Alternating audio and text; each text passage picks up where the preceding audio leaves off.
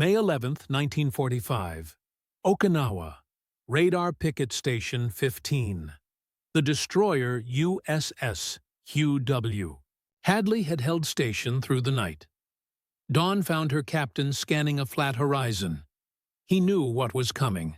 For weeks, kamikaze pilots had punched through the screen and hit ships that had survived years of war. The official manuals had not imagined a pilot steering a bomb and a burning airplane straight into steel. What the shore staffs were slow to see, sailors had already learned. Across destroyers, cruisers, and carriers, crews were rewiring survival on the fly. They moved gear. They cross-trained. They welded scrap into shields. They ran extra hoses from pumps the textbooks barely mentioned. One mechanic's idea kept coming up in mess decks and machine shops. Do not centralize your lifelines. Stage foam and hoses where the fire will be. The book said no. The war said yes. The threat had appeared fast. October 1944. The Philippines. Vice Admiral Takajiro Onishi faced an armada with too few planes and too little time. He formed special attack units. The pilot became the guidance system. On October 25th, the escort carrier USS St. Lo took a zero through the flight deck. Fuel, bomb, and momentum turned a single strike into a chain of explosions. The carrier sank within an hour. A brutal equation seemed proven. One pilot, one plane, one warship lost. The fleet's layered defense worked against conventional raids. High bombers, long-range radar, combat air patrol, anti-aircraft batteries with time to fire. Kamikazes changed the geometry. Low approaches. Lone aircraft skimming wave tops. No turn away when hit. Impact brought blast, fuel, and fragments all at once. Fire mains broke. Hatches jammed. Gasoline burned where water failed. On the destroyer USS Leyte, Commander Frederick Julian Beckton refused to wait for a manual rewrite. From commissioning, he drilled hard. Fires, flooding, cross-training. He broke with the book. He spread firefighting gear around the ship, not just in lockers. He rigged backup hose lines from alternate pumps. He set foam where aviation fuel was likely to spill. He armored key lines with plates scrounged from yards.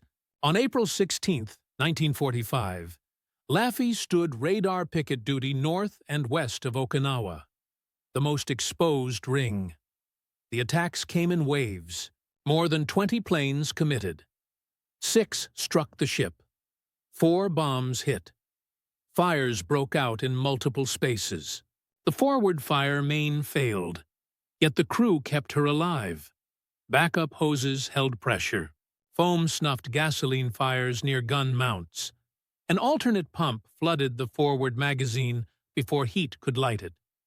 Steel plate around fuel lines kept sparks from becoming infernos. Lafay bled. Lafay fought. Lafay survived.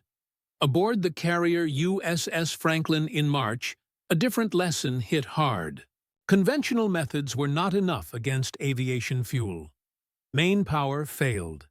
The emergency diesel fire pump, started by hand, became the ship's heartbeat. Cruiser USS Santa Fe came alongside in a controlled crash. Men and equipment moved across open water and open flames. 10 hours of firefighting produced a curriculum. Portable pumps matter. Foam matters. Quick access through armored doors matters. The Bureau of Ships later wrote those improvisations into doctrine. At Leyte, Navy construction battalions and civilian shipfitters turned wreckage into repair material. They cut patches from torn hulls and hammered them into shape. They welded fast. Not perfect, strong enough. Ships returned to the line in days, not months. Weight tables and drawing approvals waited. Combat did not. By late spring, patterns were clear. Run a secondary fire main along a different path. Pre-position foam stations near fuel. Shield exposed lines against fragments. Stage portable gasoline pumps in case electrical power dies. In peacetime, a desk might reject the clutter. In battle, those choices paid off. Back at Radar Picket Station 15, Hadley faced a storm of aircraft. The destroyer and her partner battled for more than an hour. Fighters directed from Hadley knocked down attackers. Her gunners kept firing through smoke and heat. Still, several planes and a piloted glide bomb struck home. Fires spread. Engineering spaces flooded. The stern settled. The captain ordered most of the crew into rafts. A small damage control corps stayed. They isolated flooding. They fought fires with portable pumps after the main system failed. They kept enough buoyancy for tugs to tow the ship to anchorage. Hadley lived. Too damaged to fight again. Alive because training and preparation bought time. Statistics told the same story. Thousands of suicide sorties flew in those months. Dozens of ships were lost. Hundreds more were damaged. Most ships hit did not sink. The difference was minutes and mindset. Could a team reach the fire fast? Could a backup pump deliver water when the main line was severed? Could sailors improvise under pressure? After the war, the Navy made those field lessons permanent. Redundant systems, foam for fuel fires, gear placed by tactical need, not administrative neatness. Damage control schools taught Laffey and Franklin as case studies. The spirit behind them was older than any manual. Trust the mechanic who knows where the sparks will fly. Listen to the sailor who has smelled hot paint and gasoline.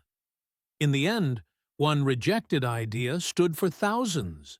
Do what works before the hit comes. That is how a fleet survives.